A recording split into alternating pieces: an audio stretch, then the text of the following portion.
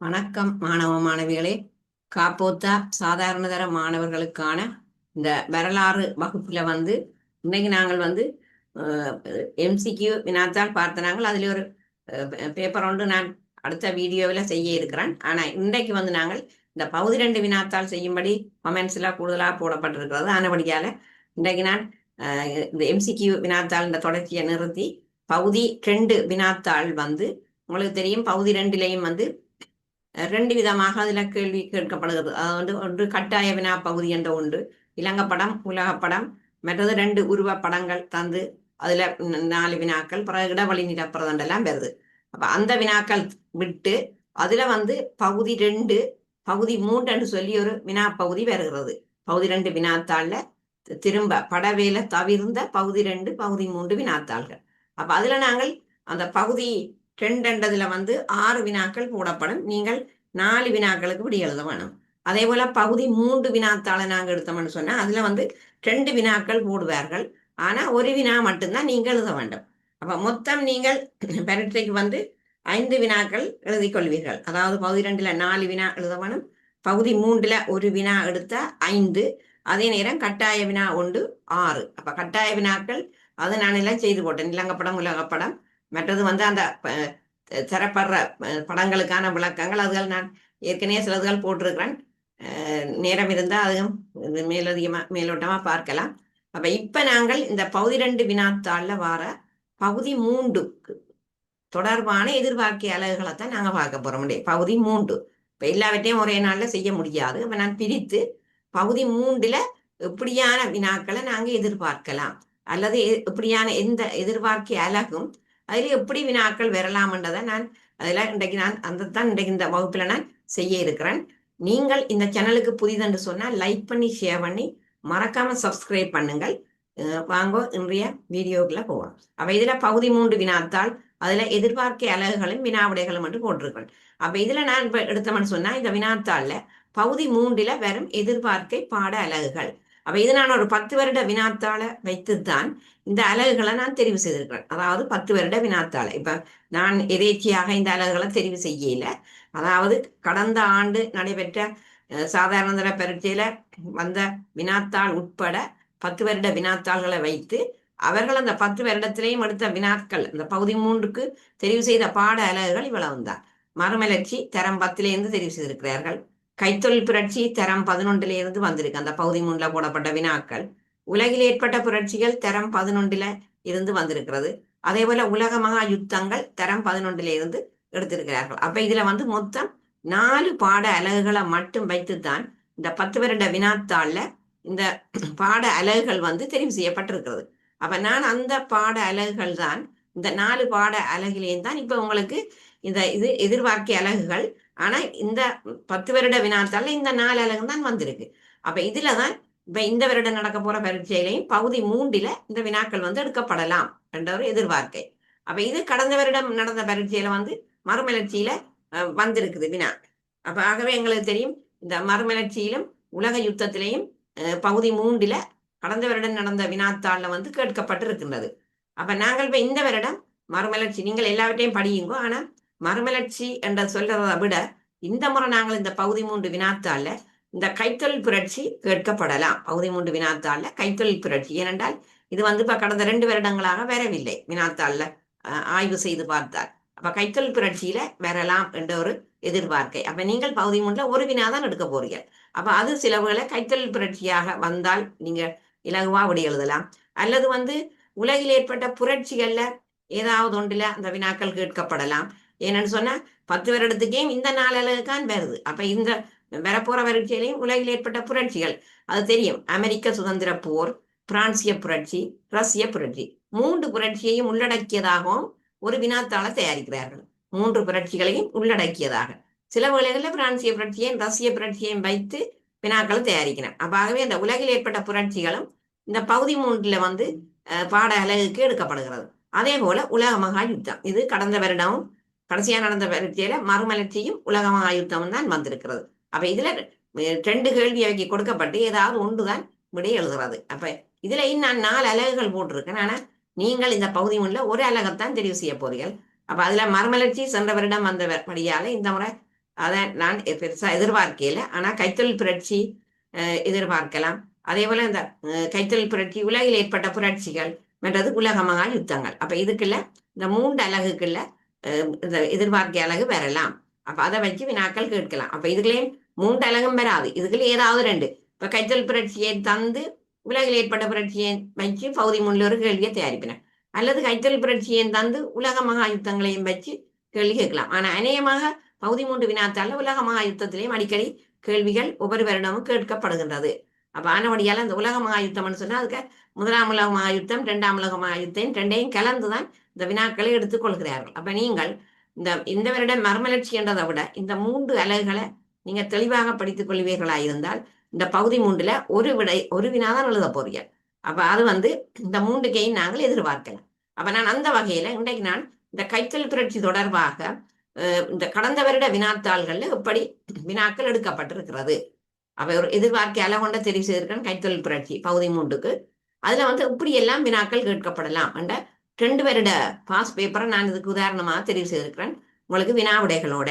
அப்ப இதுல முதலாவது 2021 2020 இருந்து இந்த பேப்பர்கள் எடுத்திருக்கிறேன் பாஸ் பேப்பர். அப்ப இது 2021ஆம் ஆண்டு வந்த ஒரு வினாத்தாள், அதாவது கைத்தொழில் புரட்சியில 2021 வந்த ஒரு வினா.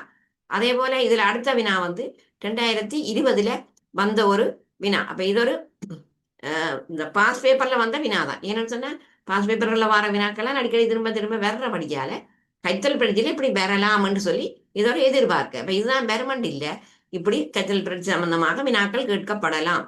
அப்ப பகுதி 3ல இந்த முறை எதிர்பார்க்கலாம் இந்த கைத்தொழில் புரட்சி, உலக மகா யுத்தம், அல்லது உலகில் ஏற்பட்ட புரட்சிகள். இந்த 3ல ஏதாவது ஒன்றுதான் நீங்க இப்படி எழுதுறது. இப்ப பார்ப்போம். இப்ப பிரித்தானியாவில் ஆரம்பமான கைத்தொழில் புரட்சி பரவிய ஐரோப்பிய நாடுகள் 3 பெயர்களை குறிப்பிடுக. அப்ப எங்களுக்கு தெரியும் கைத்தொழில் புரட்சி முதல் பிரித்தானியாவிலான் ஏற்பட்டது, அதாவது இங்கிலாந்துன்னு சொல்லலாம். அப்ப இங்க அந்த பிரித்தானியாவில் ஆரம்பமான கைத்தொழில் புரட்சி பிறகு பரவிய ஏனைய ஐரோப்பிய நாடுகள், அந்த 3 நாடுகள் France, Germany, Belgium, Austria, Hungary, Russia சொல்லி நாங்கள் அதற்குரிய விடைகள் போடப்பட்டிருக்கிறது. ஐரோப்பிய நாடுகள். அடுத்தது நாங்கள் அந்த ஐரோப்பிய நாடுகளுக்கு நான் ஒரு தனி உலகப்படம் வீடியோல போட்டிருந்தேன். நான் உலக நாடும் அதுல போனீங்கன்னா நீங்க பார்க்கலாம். அந்த கலர் படம் ஐரோப்பிய நாடுகள், ஐரோப்பாவின் அரசியல் பிரிவுகள் என்ற படத்துல இதுல ஏதாவது ஒரு இடம் உலக படத்துல குறிக்க வரலாம். அப்ப ஆனபடியால நீங்க அதை மீண்டும் இந்த வினா செய்ய அந்த படத்தை பார்த்து கொள்ளலாம் இடங்களை. 2வது வினா, கைத்தொழில் புரட்சி முதலில் பிரித்தானியாவில் ஆரம்பமாவதற்கு செல்வாக்கு செலுத்திய 2 காரணிகளை குறிப்பிடுக. அப்ப மேல 3 நாடுகளுக்கு விடை எழுதினா 3 புள்ளி, அடுத்தது 4 புள்ளி. அப்ப மொத்தம் இதுல 18 புள்ளிகள் ஒரு வினாவுக்கு வழங்கப்படுகிறது. விடை எழுதிய 18 புள்ளிகள். அப்ப இப்ப இந்த பிரித்தானியாவில இந்த கைத்தொழில் புரட்சி ஆரம்பமாவதற்கு செல்வாக்கு செலுத்திய காரணிகள் என்ன என்று சொன்னால், அதாவது கைத்தொழில முதலீடு செய்யக்கூடிய செல்வந்தர்கள் பிரித்தானியாவில தான் இருந்திருக்கிறார்கள். அதாவது கைத்தொழில ஏன்னு சொன்னா நாங்கள் ஒரு உற்பத்தியை பெருக்கி அதுல அதிக வருமானத்தை உழைக்கணும் பண்ணா முதலாவது முதலீடு தேவை. அப்ப அந்த முதலீடு செய்யக்கூடியவர்கள் பிரித்தானியாவிலான அந்த செல்வந்தர் வர்க்கம் இருந்திருக்கு. 2, பிரித்தானியாவில சனத்தொகை அதிகரித்தமையால் உள்நாட்டு வர்த்தகம் விரிவடைந்தமை. ஏனென்றா சனத்தொகை அதிகமாக இருந்தால்தான் அங்க பொருட்களுக்கான கேள்விகள் அதிகரிக்கும், உற்பத்தி அதிகரிக்கும், அதிலிருந்து சர்வதேச வர்த்தகம் விரிவடையும். அது மாதிரி ஐரோப்பாவில மறுமலர்ச்சியால பெற்ற தொழில்நுட்ப அறிவு, இயந்திர சாதனங்களை உருவாக்க உதவியமை. அப்ப நவீன அந்த மறுமலர்ச்சியில புதிய கண்டுபிடிப்புகள் உருவானது. அப்ப அதால இயந்திர சாதனங்களை அங்க உருவாக்க உதவியது. மற்ற மூலப்பொருட்கள் பிரதானம். இப்ப நாங்கள் எந்த ஒரு தொழிலை நாங்க ஆரம்பிக்கணும்னா அந்த குறிக்கப்பட்ட அந்த நாட்டுல அந்த கைத்தொழிலுக்கு தேவையான மூலப்பொருட்களையும் வலு சக்தியையும் இலகுவாக பெற முடிந்தமை. அப்ப இங்க கட்டாயம் வளங்கள் இங்க இருந்திருக்கு இந்த பிரித்தானியாவில. அதுவும் அந்த கைத்தொழிலுக்கு தேவையான மூலப்பொருட்கள், இப்ப காரியம், நிலக்கரி போன்றவை, அதான் இந்த வலு சக்தி என்று சொல்லி சொல்றான். அப்ப அதை இலகுவாக பெற முடிந்தமை. குடியேற்ற நாடுகள் பல இருந்தமையால் பல வெளிநாட்டு சந்தைகள் நிலவியமை. நில அடைப்பு இயக்கம் காரணமாக மேலதிக தொழிலாளர்களை பெற முடிந்தமை. இங்க ஏற்கனவே சனத்தொகையும் அதிகரிப்பு, அதே நேரம் சனத்தொகை அதிகரிக்கிற போது நாங்கள் அதிக தொழிலாளரையும் அதில் பெறக்கூடியதாக இருக்கும். மற்ற கைத்தொழில் வர்த்தகம் தொடர்பாக மூலதனத்தை வழங்கக்கூடிய நிதி நிறுவனங்களும் வங்கிகளும் தோன்றியமை. அப்ப இங்கிலாந்துல, அதாவது பிரித்தானியாவில எங்களுக்கு அந்த கைத்தொழிலை ஆரம்பிக்கணும்னு சொன்னா நிதி உதவியை செய்யக்கூடிய வங்கிகள், அதே போல நிதி நிறுவனங்கள், இப்ப கம்பெனிகள் போன்ற பல்தேசிய கம்பெனிகள், அவ்வாறான நிதி நிறுவனங்களும் அங்க இருந்திருந்தது. பிரித்தானியாவில் நிலவிய அரசியல் ஸ்திரத்தன்மை. ஒரு நாட்டுல வந்து நாங்க உற்பத்தியை அதிகரித்து அந்த பொருளாதாரம் அதிக அளவில் வளர்ச்சி அடையணுமே இருந்தால் நிச்சயமாக அந்த அரசியல் குழப்பங்கள் எதுவும் இல்லாத ஒரு அரசியல்ல ஒரு சுமூகமான ஸ்திரத்தன்மை இருக்க வேண்டும். அப்ப அது வந்து அங்க பிரித்தானியாவில் காணப்பட்டது. அடுத்தது லண்டன் நகரம் மூலப்பொருளையும் உற்பத்தி பொருளையும் முடிவுப் பொருட்களையும் மூலதனத்தையும் விநியோகிக்கும் ஒரு மத்திய நிலையமாக விளங்கியமை. அப்ப அங்க வந்து இங்கிலாந்துல இந்த லண்டன் நகரம் ஒரு மத்திய நிலையமா விளங்கி இருக்கு. இரண்டாம் மூலப்பொருளை வாங்கலாம், உற்பத்தி பொருட்கள் முடிவு பொருட்களை சந்தைப்படுத்தக்கூடிய இடம், அதே போல மூலதனத்தை விநியோகிக்கிற ஒரு மத்திய நிலையம். அதே போல சுதந்திரமான சமூக பொருளாதார பின்னணி காணப்பட்டமை. மற்ற பிரித்தானியா தனி தீவாக அமைந்திருந்தமை. இது நான் உலகப்படத்துல எல்லாம் உங்களுக்கு காட்டியிருக்கேன். பிரித்தானியா எங்கே இருக்கு, லண்டன் எங்கே இருக்குன்னு சொல்லி. அப்ப ஆனபடியால இப்ப ஐரோப்பாவின் அரசியல் பிரிவில் போனாலும் நீங்கள் இந்த இடந்த இந்த கைத்தொழில் புரட்சி சம்பந்தமான அந்த நாடுகளை அதுல பார்க்கலாம். அப்ப ஆகவே அந்த பிரித்தானியாவில கைத்தொழில் புரட்சி ஆரம்பமாவதற்கு செல்வாக்கு செலுத்திய காரணிகள் நீங்கள் அவ்வளவும் எழுத வேணும். அப்படி விரிவா எழுதினால்தான் 4 புள்ளிகள் பெறலாம். அடுத்தது 3வது, கைத்தொழில் புரட்சி காலத்தில் பிரித்தானியாவில் நிலக்கரி கைத்தொழிலில் ஏற்பட்ட முன்னேற்றம். நிலக்கரி கைத்தொழில இப்படியான முன்னேற்றங்கள் ஏற்பட்டான்னு சொன்னா அங்க புதிய புதிய கண்டுபிடிப்புகள் எல்லாம் மேற்கொள்ளப்பட்டதனாலே அங்க உற்பத்தியை பெருக்க முடிந்தது. அப்போ இப்படியான கண்டுபிடிப்பு யாரால மேற்கொள்ளப்பட்டது? இதில் 1735 தோமஸ் நியூ கொமென்ஸ் சுரங்கத்தினுள் சேரும் நீரை வெளியேற்றவும் வெளியிலிருந்து வழியை அனுப்பி சுரங்கத்தை குளிரூட்டக்கூடியதுமான நீராவி இயந்திரத்தை கண்டுபிடித்தமை. அப்ப முதலாவது நீராவி இயந்திரம் கண்டுபிடிக்கப்பட்டது யாரால? Thomas Newcomen. அதமாய் 1736 ஜேம்ஸ் வார்ட் என்பவரால் நியூ கோமானில் நீராவி இயந்திரத்தை மேலும் விருத்தி செய்து நல்லொரு செயல்திறன் மிக்க நீராவி இயந்திரத்தை கண்டுபிடித்தார். அப்ப அப்படியான அந்த செயல்திறன் மிக்க நீராவி இயந்திரத்தை கண்டுபிடித்தவர் ஜேம்ஸ் வார்ட். அத மாதிரி பாதுகாப்பு விளக்கு, ஏன்னா சுரங்கங்கள்ல நிலக்கரி அகழ்ந்தெடுக்க மிக ஆழத்துல வந்து இருட்டா இருக்கும். அப்ப அதுக்காக என்ன செய்யணும், அந்த அகழிக்குள்ள அந்த வெளிச்சத்தை சுரங்கத்துக்குள்ள வெளிச்சத்தை ஏற்படுத்த ஒரு பாதுகாப்பு விளக்கு கண்டுபிடித்தார்கள். அதை கண்டுபிடித்தவர் யாருன்னு சொன்னா கிபி 1812 ஹெம்ரி டேவியினால் இந்த பாதுகாப்பு விளக்கு கண்டுபிடிக்கப்பட்டமையால் சுரங்கங்கள்ல வெளிச்சத்தை பெற்றுக்கொள்ள இலகுவாக இருந்தமை. அப்ப இது வெளிச்சத்துக்காக. அடுத்தது கேபிள் கம்பி மூலம் 1839 இரும்பு கேபிள் கம்பிகள் மூலம் சுரங்கங்கள்ல இருந்து நிலக்கரியை வெளியே கொண்டு வர முடிந்தமை. அப்ப சுரங்கங்கள்ல இருந்து நிலக்கரியை வெளியே கொண்டு வர்றதுக்கு இந்த இரும்பு கேபிள் கம்பியை பயன்படுத்தி இருக்கிறார். இதை விட நிலக்கரி கைத்தொழிலால் பல உப கைத்தொழில்களும் விருத்தி அடைந்தமை. அப்ப இப்படித்தான் நிலக்கரி கைத்தொழில முன்னேற்றம் காணப்பட்டமை. அப்படி உங்களுக்கு பரீட்சைக்கு வந்து நிலக்கரி கைத்தொழில் மாதிரி இரும்புருக்கு கைத்தொழில் அதை வச்சு கேட்கலாம். அதே போல நெசவு கைத்தொழில் அதுல கேள்வியில் கேட்கலாம். மற்றது வந்து இந்த கைத்தொழில் புரட்சி காலத்துல போக்குவரத்து துறையில் ஏற்பட்ட வளர்ச்சி எவ்வாறு காணப்பட்டது, மற்ற தொடர்பாடல் துறையில் ஏற்பட்ட வளர்ச்சி எவ்வாறு அப்படியெல்லாம் கேள்விகள் கேட்கப்படலாம். அப்ப நீங்கள் ஒவ்வொன்றையும் ஆராய்ந்து படிக்கணும். இதை மாதிரி இப்ப இரும்பு தொழில பார்க்கணும், நெசவு தொழில எப்படியான முன்னேற்றம், போக்குவரத்து துறையில எப்படியான மாற்றம், அதே போல தொடர்பாடல் துறையில எப்படியான மாற்றம் இந்த கைத்தொழில் புரட்சிக்கு பிறகு வினாக்கள் அப்படியெல்லாம் கேட்கப்படலாம். அடுத்தது 4வது, கைத்தொழில் புரட்சியின் விளைவாக உலக பொருளாதார துறையில் ஏற்பட்ட 3 மாற்றங்களை விவரிக்குக. அது வந்து 6 புள்ளி. கைத்தொழில் புரட்சியால உலக பொருளாதாரத்துல கைத்தொழில் உற்பத்தி அதிகரித்தமை, வர்த்தக வியாபார நடவடிக்கைகள் பொருளாதாரத்துறையில் முக்கிய பங்கு வகித்தமை, அதமாய் தன்னிறைவு பொருளாதாரம் வீழ்ச்சியடைந்து சம்பளத்துக்கு வேலை செய்யும் தொழிலாளர் வகுப்பொண்டு உருவாகியமை, அதே போல விவசாய உற்பத்தி நடவடிக்கைகள் எல்லாம் கைத்தொழில் மயமாக்கியது. அப்ப உலகளாவிய ரீதியில பெரிய மாற்றங்கள். அதே போல ஏற்றுமதி இறக்குமதி பொருளாதாரம் விருத்தி அடைந்தமை. இதைத்தான் நாங்க சொல்றோம் சர்வதேச வர்த்தகம். மிகையான பொருளை வெளிநாடுகளுக்கு ஏற்றுமதி செய்வது, அதே போல பற்றாக்குறையான பொருளை நாங்கள் வெளிநாடுல இருந்து இறக்குமதி செய்வது. அப்ப இது ஒரு ஏற்றுமதி இறக்குமதி பொருளாதாரம் சர்வதேச வர்த்தகத்தோட தொடர்புடையது. வியாபார நடவடிக்கையில் முதலீடு செய்யக்கூடிய பல்தேசிய கம்பெனிகள் தோற்றம் பெற்றமை, அதே போல உலகம் முழுக்க முதலாளித்துவ பொருளாதாரம் உலகம் முழுவதும் பரவியமை, மற்ற வங்கி முறைகள்ல முன்னேற்றம், அதே போல கொடுக்கல் வாங்கல் சேவைகள் விரிவாக்கப்பட்டமை. அப்ப இந்த கேள்வி வந்து கைத்தொழில் புரட்சியின் விளைவாகத்தான் உலக பொருளாதார துறையில இப்படியான இந்த மாற்றங்கள் எல்லாம் ஏற்பட்டது. அப்ப ஆகவே இந்த கைத்தொழில் புரட்சி வந்து உங்களுக்கு கடந்த வருடம் 2 வருடங்கள் பரீட்சைக்கு வராதபடியால இந்த வருடம் எதிர்பார்க்கலாம். அப்படி வந்தால் எப்படியெல்லாம் கேள்விகள் வரும் என்றதற்கு நான் இதொரு எதிர்பார்க்க கேள்வியாக இதை போட்டுக்கணும். இந்த இப்படி எல்லாம் வினாக்கள் கேட்கப்படலாம் கைத்தொழில் புரட்சியில. அப்ப நீங்கள் இது தொடர்பான வேற வினாக்களை கைத்தொழில் புரட்சியில பாஸ் பேப்பர்கள்ல தேடி நீங்கள் படித்துக் கொள்ளலாம். என்னன்னு சொன்னா எதிர்பார்க்க அழகாக இதனால் எதிர்பார்க்கிறேன். அடுத்த இன்னொரு வினா போட்டிருக்கேன். இதுவும் 2020 வந்த ஒரு வினா. அது 21, இது 20. கைத்தொழில் புரட்சி ஆரம்பமாவதற்கு உதவிய மூலப்பொருட்கள் முடிவுப் பொருட்கள் நிதி நடவடிக்கைகளை வழங்குவதில் முதலிடம் கொண்டிருந்த பிரித்தானிய நகரம் எது? அந்த நகரத்தின் பெயர் எழுதினா ஒரு புள்ளி. அப்ப அந்த நகரம் எதான்னு சொன்னா உங்களுக்கு தெரியும். இப்ப மேல பார்த்த வினாக்கள்லயே அதுக்குரிய விடைகள் எங்களுக்கு கிடைத்தது லண்டன் நகரம். அப்ப அதுக்குரிய விடை வந்து இதுல லண்டன். இப்ப இதுக்கெல்லாம் விடைகள் போட்டிருக்கிறேன். அதே போல 2வது பார்ப்போம். கைத்தொழில் புரட்சி காலத்தில் பெருமளவில் பயன்படுத்தப்பட்ட கனிப்பொருள் வகை 2ன் பெயர் தருக. அதுவும் இப்ப நாங்க ஏற்கனவே நாங்க அந்த வினாவிலேயே கொஞ்சம் படிச்சிட்டோம். அது என்னென்ன கனியங்கள்னு சொன்னா இரும்புத்தாது, மற்றது வந்து நிலக்கரி. அப்ப இது எல்லாம் பிரித்தானியாவில நிறைய இருந்தது.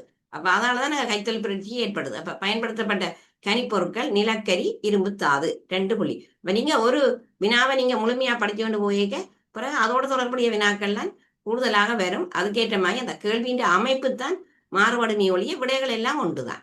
அடுத்தது பார்ப்போம். இதுல இந்த கைத்தொழில் புரட்சி காலத்தில் உற்பத்தியாக்கப்பட்ட உற்பத்திகள் சில கீழே தரப்பட்டுள்ளது. அவற்றுடன் தொடர்புடைய தனிநபர்கள் யார் என்பதை அடைப்புக்குறிக்குள் இருந்து தெரிவு செய்து ஒழுங்குமுறைப்படி எழுதுக. அப்ப இதுக்கு நான் உங்களுக்கு என்னுடைய அந்த மெயின் வீடியோவில் வந்து இந்த பாத்தீங்கன்னு சொன்னா ஒரு பெரிய ஒரு அட்டவணையை தந்திருக்கிறேன் உங்களுக்கு. கைத்தொழில் புரட்சி சம்பந்தமா கண்டுபிடித்தவர்கள், எத்தனையாம் ஆண்டு, யார் யார் அதை கண்டுபிடித்தார்கள் என்றெல்லாம் அதுல நான் போட்டிருக்கிறேன். அப்ப அது சம்பந்தமாக இதுல வந்து உங்களுக்கு இந்த வினாக்கள் வந்து கேட்கப்படலாம். அப்ப அதுல வந்து நான் பார்ப்போம் என்னண்டா,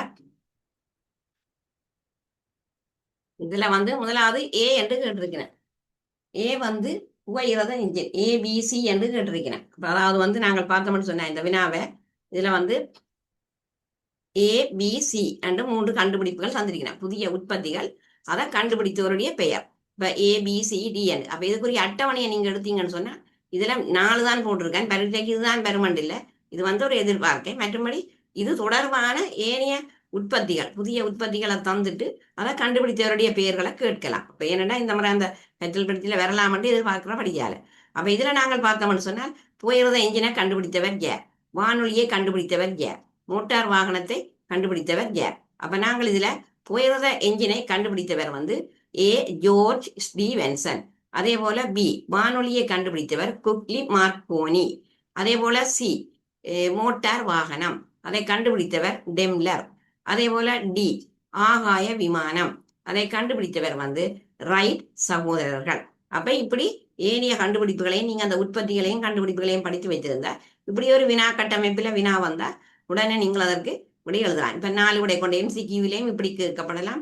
இங்கேயும் பகுதி 2ல இப்படி ஒரு வினா கேட்கப்படலாம். அடுத்தது நாங்க பார்ப்போம். அப்ப இதுல வந்து உங்களுக்கு கொஞ்சம் விடைகள் தந்திருக்கணும். இதுக்கு இருந்து நீங்க அதை தெரிவு செய்யலாம். இந்த ஏபிசிடி அந்த உற்பத்திகளுக்கு இங்கேயே பெயர்கள் தந்திருக்கணும். இதுல இருந்து நீங்க தெரிவு செய்யலாம். 4 புள்ளி. அடுத்தது கைத்தொழில் புரட்சி காலத்தில் இங்கிலாந்தில் நெசவு கைத்தொழில் விரைவாக முன்னேறுவதில் செல்வாக்கு செலுத்திய 2 காரணங்களை விளக்குக. அப்ப எவ்வாறு நெசவு கைத்தொழில் விரைவாக முன்னேறியது, அதுல செல்வாக்கு செலுத்திய காரணங்கள் என்ன? இப்ப பாருங்க, அதுல புதிய இயந்திர சாதனங்கள் கண்டறியப்பட்டது. அது இப்ப உங்களுக்கு தெரியும், யோன்கே என்பவரால பறக்கும் நூனாளி, அதை கண்டுபிடித்தவர் யோன்கே. அதே போல ஏனி இயந்திரம், நீர்ச்சக்கரங்கள் கண்டுபிடிக்கப்பட்டது. அதே போல மியோல் இயந்திரம். அது மாதிரி புதிய தொழில்நுட்ப முறைகள் கண்டுபிடிக்கப்பட்டமை. இப்ப பிரித்தானியாவின் பருத்தி துணிகளுக்கு குடியேற்ற நாடுகள்ல அதிக கேள்வி இருந்தது. அப்ப அதிக கேள்வி இருந்தபடியால அது வந்து அதிக அளவுல செல்வாக்கு செலுத்திய ஒரு முக்கியமான ஒரு காரணியாக அங்க இதை நாங்க எடுக்கலாம். அதே போல உள்நாட்டுல நெசவு கைத்தொழிலுக்கு தேவையான மூலப்பொருட்களை இலகுவாக பெற்றுக்கொள்ளக்கூடியதா இருந்தது. அப்ப இங்கிலாந்துல இந்த நெசவு கைத்தொழிலுக்கு தேவையான மூலப்பொருட்கள் வந்து அதிக அளவுல கிடைத்திருக்கிறது. அப்ப அதாலதான் இங்கிலாந்துல இந்த நெசவு கைத்தொழில் வந்து மிக விரைவாக முன்னேறி இருந்தது. அப்ப அதான் அந்த விரைவாக நெசவு கைத்தொழில் முன்னேறுவதில் செல்வாக்கு செலுத்திய காரணங்கள் உண்டு. அந்த மூலப்பொருட்கள் அங்க இலகுவாக பெற்றுக்கொள்ளக்கூடியதா இருந்தது. மற்ற குடியேற்ற நாடுகள்ல பிரித்தானியாவின் பருத்தி துணிக்கு அதிக கேள்வி இருந்தது. அதனால அவை வந்து அதிக அளவு பருத்தி துணிகளை வெளிநாடுகளுக்கு ஏற்றுமதி செய்து நிறைய அந்நிய செலாவணியை உழைக்கக்கூடியதாக இருந்தது. மற்ற உற்பத்தி செய்வதற்கு, அந்த துணியை உற்பத்தி செய்வதற்கு இங்கே புதிய தொழில்நுட்ப முறைகள் கண்டுபிடிக்கப்பட்டிருக்கு. அப்ப இதுதான் அந்த காரணிகள். நீங்கள் இவ்வாறு எழுதினால் 5 புள்ளிகளை பெறலாம். அடுத்தது போடப்பட்டிருக்கிறது, கைத்தொழில் புரட்சியின் செல்வாக்கின் விளைவாக இலங்கையின் போக்குவரத்து துறை, தொடர்பாடல் துறை என்பவற்றில் ஏற்பட்ட மாற்றம் ஒவ்வொன்றை குறிப்பிட்டு உதாரணங்களுடன் விளக்குக. அப்ப நான் இந்த கைத்தொழில் புரட்சி தொடர்பாக இந்த அதாவது வந்து தியரியாவும் செய்திருக்கேன். நான் முதல் நான் இந்த யூடியூப்ல செய்த முதலாவது அலகு வந்து இந்த கைத்தொழில் புரட்சி தான். நீங்க மெயின் வீடியோவில் போய் முதலாவது அலகு, என்னுடைய முதலாவதா போடப்பட்ட வீடியோக்கள் அதுல போய் பார்த்தீங்கன்னு சொன்னா இதெல்லாம் விரிவாக நான் விளக்கங்களோட எல்லாம் கொடுத்துருக்கிறேன். அப்ப இப்ப வந்து இந்த நாங்க ஏதாவது ஒரு மாடல் பேப்பரை பார்த்தோம்னு சொன்னா கைத்தொழில் பிரச்சியில அது சம்பந்தமாத்தான் பரீட்சைக்கு ஏனைய கேள்விகளும் வரும். இப்ப நான் ஏற்கனவே சொன்ன மாதிரி இப்ப இது ஏனைய துறைகளில் ஏற்பட்ட வளர்ச்சி, போக்குவரத்து துறை, தொடர்பாடல் துறை. அப்ப இதுல கேள்வி இப்படி கேட்டிருக்கிறார்கள், போக்குவரத்து துறையில எப்படி மாற்றம், தொடர்பாடல் துறையில எவ்வாறு மாற்றம் உண்டு. அப்ப நாங்க பார்ப்போம். முதலாவது இந்த போக்குவரத்து துறை எடுத்தோம்னு சொன்னா பெருந்தெருக்களும் புயர்த பாதைகளும் அமைக்கப்பட்டமை, பாலங்கள் அமைக்கப்பட்டமை, துறைமுக வசதிகள் விருத்தி செய்யப்பட்டமை, ஆகாய விமான போக்குவரத்து விருத்தி செய்யப்பட்டமை. அப்ப இது போக்குவரத்து துறையில் ஏற்பட்ட ஒரு கண்டுபிடிப்புகள். அத மாதிரி அதுவும் அந்த நீங்கள் அந்த பெருந்தெருக்கள் அந்த ஜோன் மெக்கடம் என்பவர் அந்த பெருந்தெருக்களை அமைக்கிற முறையை கண்டுபிடித்து அதெல்லாம் நீங்கள் அந்த அவைய பெயர்களை போட்டு இதை விரிவாக விளக்கங்கள் கொடுக்கலாம். அதே போல தபால் சேவை ஆரம்பிக்கப்பட்டது. அதுல தொடர்பாடல் எடுத்தோம்னு சொன்னா தொடர்பாடல்னு சொன்னா அங்க தொடர்பு கொள்றது தபால் சேவை. அதே போல தந்தி சேவை ஆரம்பிக்கப்பட்டது. அதே போல தொலைபேசி வசதிகள் விருத்தி செய்யப்பட்டது. இப்ப உங்களுக்கு தெரியும் தொலைபேசியை கண்டுபிடித்தவர் அலெக்சாண்டர் கிரகம் பெல். அப்ப அவைய பெயர்களை போட்டு அவர்கள் வந்து இந்த தொலைபேசியை கண்டுபிடித்தார். அதே போல போக்குவரத்து துறையில் இருக்கிற கண்டுபிடிப்பாளர்களையும் வேண்ட கண்டுபிடிப்புகளையும் போட்டு நீங்கள் இதை எழுதினால் 6 புள்ளிகள் வழங்கப்படும். ஆகவே இங்க வந்து இவ்வளவு விடைகளுக்கும் 18 புள்ளிகளை இலகுவாக பெற்றுக்கொள்ளலாம். ஆகவே இந்த முறை எதிர்பார்க்கிற ஒரு அழகில பகுதி 3ல இந்த கைத்தொழில் புரட்சியை எதிர்பார்க்கலாம். அதே போல உலகில் ஏற்பட்ட புரட்சிகள் சம்பந்தமாக, அதே போல உலக மகா யுத்தம், இந்த 3ல ஏதாவது 2 இந்த முறை அந்த வரலாம். ஆனா நீங்க எழுதுறது ஒன்று, ஏதாவது ஒரு வினாவைத்தான் நீங்க தெரிவு செய்ய போறீங்க.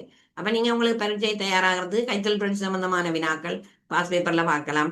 உலகில் ஏற்பட்ட அந்த பிரான்சிய புரட்சி, ரஷ்ய புரட்சி, அமெரிக்க சொந்த பொருள் எப்படி எல்லாம் வினாக்கள் வந்திருக்கு.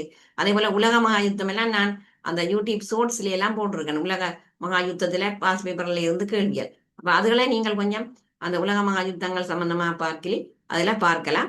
நான் அத மாதிரி இப்ப நாளைய வகுப்புல இதுல ஒரு புரட்சி சம்பந்தமாக அமெரிக்க சுதந்திர போர், ரஷ்ய புரட்சி, பிரான்சிய புரட்சி, அதுல எப்படி வினா வருமண்ட ஒரு 2 வினாக்களையும் நான் முடலுக்கு நாளைக்கு அதை செய்வேன். என்னன்னா இது பகுதி 3 சம்பந்தமானது. அப்ப அந்த நாளையோட அந்த பகுதி 3ல வினா கட்டமைப்புகள் எப்படி வருமன்றதை முடிச்சு கொண்டு பிறகு அங்காலதான் பகுதி 2ல அந்த 4 வினாக்களை நீங்க கட்டாயம் எடுத்து செய்யணும். அப்ப அந்த 4 வினாக்களுக்கு இப்படியான அலகுகளை நாங்கள் பரீட்சைக்கு எதிர்பார்க்கலாம் என்றதை அதுல நாங்கள் பார்க்கலாம். அப்ப இது வந்து நான் இப்ப 2021லும் 2020லையும் வந்த வினாக்கள்லாம் நான் இப்ப இதுல கைத்தொழில் புரட்சியில சொல்லி இருக்கிறேன். அத மாதிரி மற்ற வினா நான் போடையில அதை நான் உங்களுக்கு கேள்வியாகவே வாசித்து விடுறேன். அதாவது வந்து இது வந்து 2019ல வந்த ஒரு வினாதான் நான் இப்ப சொல்ற வினா. அப்ப அந்த 2019ல வந்த வினாவில வந்து அதாவது 18ஆம் நூற்றாண்டில் குடியேற்ற நாடுகளை ஸ்தாபிப்பதில் ஈடுபட்ட ஐரோப்பிய நாடுகள் 3னை குறிப்பிடுக. அப்ப ஐரோப்பிய நாடுகள் 3னை குறிப்பிடுகாண்டா பிரித்தானியா தவிர்ந்த என்றுதான் கேட்கிறேன். அப்ப பிரித்தானியாவே எழுதக்கூடாது. பிரித்தானியா தவிர்ந்த ஏனைய ஐரோப்பிய நாடுகள். அப்ப அதுக்குரிய விடை என்னன்னா போர்த்துக்கல், ஸ்பெயின், ஒல்லாந்து, பிரான்ஸ் தான் அதற்குரிய விடைகள். அத மாதிரி இதுல வந்து இன்னொரு கேள்வி கேட்கப்படுது. கைத்தொழில் புரட்சி காலத்தில் ஏற்பட்ட புதிய உற்பத்திகள் தரப்பட்டுள்ளது. அது இப்ப நான் உங்க சொன்ன வினாமாய் தான் இந்த வினாவும். இப்ப சில உற்பத்திகளை தந்திருக்கிறேன். அடைப்புக்குறிக்கை இருந்து நபர்களை தெரிவு செய்யணும். முதல்ல வந்து ஏபிசிடி என்ற கூற்றுகளை தந்திருக்கிறேன். ஏ வந்து பறக்கும் நூனாளி, பி பாதுகாப்பு விளக்கு, சி புகை கப்பல், டி தந்தி முறை. அப்ப இதுல வந்து அந்த பறக்கும் நூனாளியை கண்டுபிடித்தவர் வந்து யோன் கே. அதே போல பி பாதுகாப்பு விளக்கு ஹென்றி டேவி. அதே போல புகை கப்பல் அது வந்து ஹென்றி பெல். அதே போல தந்தி முறையை கண்டுபிடித்தவர் சாமுவல் மோஸ் என்றதான் அதுக்குரிய விடை. அப்ப இந்த கேள்வி அமைப்புகள் வந்து ஒரே மாதிரி தான் இருக்கும் கட்டமைப்பு. ஆனா அதுல வர கண்டுபிடிப்புகளை இப்படி மாறி மாறி கேட்கலாம். அடுத்த 3வது வினாதுல கைத்தொழில் புரட்சி காலத்தில் பிரித்தானியாவில் இரும்புருக்கு கைத்தொழில் ஏற்பட்ட முன்னேற்றங்களை 2 உதாரணங்களை குறிப்பிட்டு விளக்கு. அப்ப நான் இப்ப செய்த மாடல் பேப்பர்ல வந்து நெசவு கைத்தொழில் என்ற ஒரு விஷயத்த பார்த்தினாங்க. இப்ப இதுல கேட்கணும் என்னன்னு சொன்னால் இந்த இரும்புருக்கு கைத்தொழிலை பற்றி கேட்கலாம். வெள்ளக்கரி கைத்தொழிலும் சொன்னான். இப்ப இதுல கைத்தொழில் புரட்சி காலத்துல பிரித்தானியாவில இரும்புருக்கு கைத்தொழில் ஏற்பட்ட முன்னேற்றங்கள் இவை என்று கேட்கிறோம். அப்ப நாங்கள் இரும்புருக்கு கைத்தொழில்னு சொல்லிக்க நிலக்கரி மூலம் இரும்புத்தாதை உருவாக்கும் முறை கண்டறியப்பட்டது. ரோலர் இயந்திரத்தின் மூலம் பதப்படுத்தப்பட்ட இரும்பை உற்பத்தி செய்ய முடிந்தமை. இரும்பிலிருந்து கழிவுகளை அகற்றி உருக்கு உற்பத்தி செய்யும் முறை, அதாவது ஹென்றி பேஸ்மர் என்பவராலே அது கண்டுபிடிக்கப்பட்டது. உயர் தரத்திலான உருக்கை உற்பத்தி செய்தமை. இரும்புத்தாதை உருக்கக்கூடிய மின் அடுப்பை கண்டுபிடித்தமை. அது வந்து அதற்குரிய விடை. அதுல கேட்கப்பட்ட 4வது வினா கைத்தொழில் புரட்சியின் செல்வாக்கு காரணமாக விவசாய துறையில் ஏற்பட்ட வளர்ச்சியை 3 உதாரணங்களை குறிப்பிட்டு விளக்குக. இப்ப கைத்தல் புரட்சியின் செல்வாக்கால விவசாயத்துறையில என்ன மாற்றம் ஏற்பட்டது? அப்ப அதுக்கு விட பாரிய விவசாய பண்ணைகள் உருவாக்கப்பட்டமை, அது மாதிரி சுழற்சி முறை, நிலமாற்று முறை, பயிர் செய்கைகள் மேற்கொள்ளப்பட்டமை, விலங்கு வளர்ப்பில புதிய தொழில்நுட்ப முறைகள் பயன்படுத்தப்பட்டமை, அதே போல புதிய விவசாய முறைகளும் நவீன உபகரணங்களின் பயன்பாடும் அறிமுகப்படுத்தப்பட்டமை மற்ற வரிசையாக பயிரிடுகிற முறை அறிமுகப்படுத்தப்பட்டமை. அப்ப ஆகவே இந்த கைத்தொழில் புரட்சி சம்பந்தமாக எங்களுக்கு விஷயங்கள் ஒன்றுதான். ஆனால் அதாவது இந்த கேள்வி கட்டமைப்புகளை கொஞ்சம் கொஞ்சம் இப்படி மாத்தி மாத்தி பிடிக்கிறேன். இப்ப நான் வாசிச்ச 2019 பேப்பர்ல இந்த விடயங்கள் திரும்ப கொடுத்திருக்கிறேன். ஆனா வேற கண்டுபிடிப்புகள். அப்ப அப்படி அத மாதிரி இப்ப இதுல நெசவு கைத்தொழில்னு சொன்னா அங்க இரும்புருக்கு கைத்தொழில். அத மாதிரி இப்ப இங்க போக்குவரத்து துறை, தொடர்பாடல் துறை. அப்ப இப்படி மாத்தி மாத்தி அப்ப கட்டமைப்பு வினா கட்டமைப்பு ஒன்றுதான். அதை வச்சுக்கொண்டு கேள்விகளை கொஞ்சம் இதுக்குள்ள அட்ஜஸ்ட் பண்ணி விடுவாரு. இப்ப இவரிடம் இந்த கைத்தொழில் புரட்சி ஓரளவுக்கு வேற கடந்த 2 வருடங்கள் வராதபடியால எதிர்பார்க்கிற ஒரு வினா. நாளைக்கு உலகில் ஏற்பட்ட புரட்சிகள், அதுவும் 2 வருடம் வரையில, கடந்த வருடத்துல 2 வருடங்கள், கடந்த வருடம் வரையில, இந்த வருடம் எதிர்பார்க்கலாம்.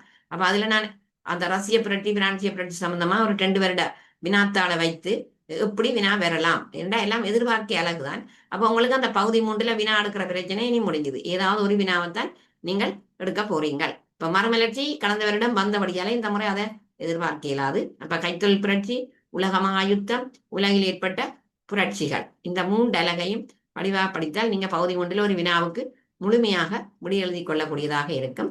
இந்த வீடியோ உங்களுக்கு பிடித்திருந்தால் லைக் பண்ணி ஷேர் பண்ணி மறக்காம சப்ஸ்கிரைப் பண்ணுங்க. நன்றி.